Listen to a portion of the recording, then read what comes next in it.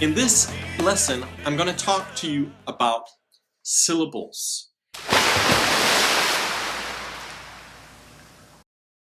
In language, when you sing, you've got consonants and you've got vowels, right? Now, let's examine the nature of vowels and consonants. Vowels are what make up singing. Check this out. A, O, E. Sounds good, right? Let's try with the consonants. No sound. No sound. So from that we learn that it's actually the vowels that make up the singing. Now another thing to notice is if you have a vowel, as soon as you add the consonant, the song is dead. Let me show you what I mean. Let me sing A and then add a T. At, up, ak. The song only lasts for as long as you're singing the vowel.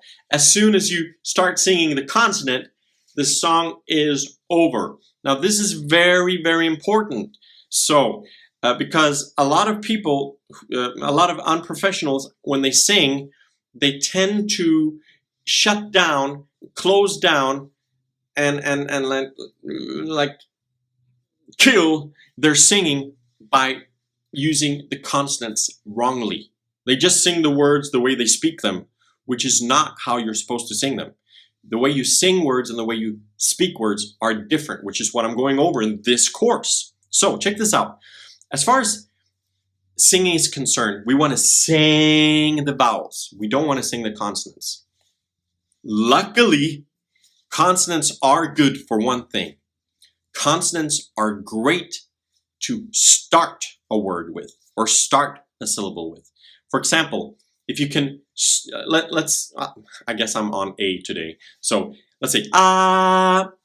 Now if I add the consonant to ah, ta, pa, ka, intensity is being added. There is more power, more attack, more energy, vibrance in a syllable if it starts with a consonant. So what we're seeing here is consonants are not good to end with. They're awesome to start with. Vowels are not that good to start with, although I will be teaching you in a more advanced course how to sing explosively with vowels, but not in this beginner course. So in this beginner course, vowels are not great to start with, but they're very good to end with. That's why I usually say that if a vocal coach were to come up with a language, you know, like how they created a new language for the Lord of the Rings or Game of Thrones and different movies, and if I was to make up a language, every word would start with a consonant and end with a vowel. So it would sound something like tabacolete. You see what I'm saying? Because the consonant would give it power and the vowel would give it beauty. And these are the two things we want in our song. Power, beauty, strength, and softness. Now, let's try to apply what we just learned. So we learned that we want to start with consonants and end with vowels. But you might argue, but Dan, I don't choose what words are in the song. Well, that's true, but we can change how we sing the syllables of a song. Let's sing that line I sang earlier. What was it? I sang, I lift my hands in total adoration unto you. Remember? I guess we're going to use that line, to work with in this example. So, in the spoken word, we would say, I lift my hands in total adoration unto you.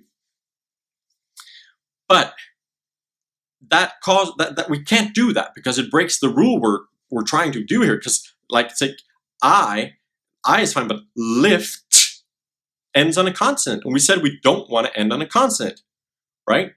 Hands ends on a consonant. We can't use that. Total ends on a consonant. Adoration ends on a consonant. We can't use any of those words. So what are we going to do? I'm glad you asked. Check this out. Whenever a word ends with a consonant, we simply push that consonant to the following word. Let me show you what I mean. So in the case of I lift my hands in total adoration unto you, we're going to sing I lift. We're not going to sing lift. We're going to sing lit. Well, what about the t? Well, we push the t over to my. So I lift my hand. We're not going to sing hands. We're going to sing hand. But what about ns? Well, we're going to push ns over to in. So it's going to be I lift my hands in. We're not going to sing in because that ends with a consonant. So we're going to push the N over to total. So I lift my hands in total la. We're not going to sing total. We're going to sing tota.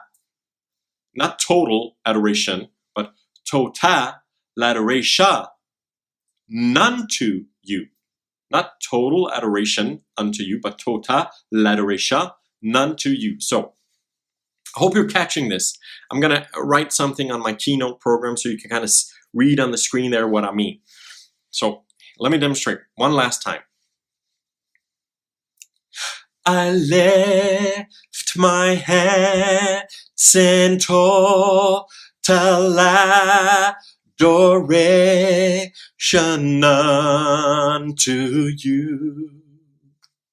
Right? Let me do it a bit faster. I lift my hands in total adoration unto you. Right? Now, I want to just comment on something I said in the previous lesson. Remember when I talked about breathing in the middle of a word and I said adoration? And you probably was wondering, why is he breathing in the middle of a word? Well, I guess I've now explained it. The reason I'm breathing in the middle of a word is I don't really look at words as words. I look at them as syllables. So, adoration. You see what I'm talking about? You can fit breaths in the middle of words. Hey, I'm glad that you're enjoying these videos.